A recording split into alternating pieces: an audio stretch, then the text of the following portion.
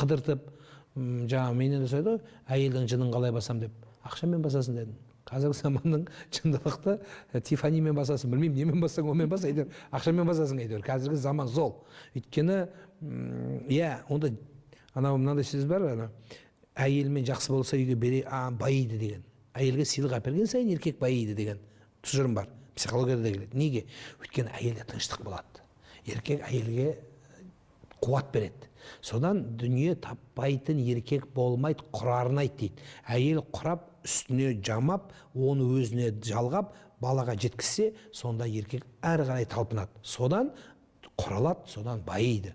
Үнде үйде келгенде қырғын боран, дала аяз боран болса, еркек сорлы қайда барады. Сол үшін бұл жерде теңдей болу керек пе деп есептеймін. Тек қана еркек кінәлі, немесе тек қана әйел кінәлі емес, екеуінен де болады. Мынау тарсылдаған дауыс шығу үшін, мысалы, алақаның екеуінен бірдей шығады. Бетебесінен шықпайды ешқашан. Сондықтан осындай бір түсінік болу керек деп есептеймін. Сіздің бір сөзіңізді көрдім. Қызды тәрбиеле деген қою керек. Біз бір-бірімізді тәрбиелеу. Әлбетте.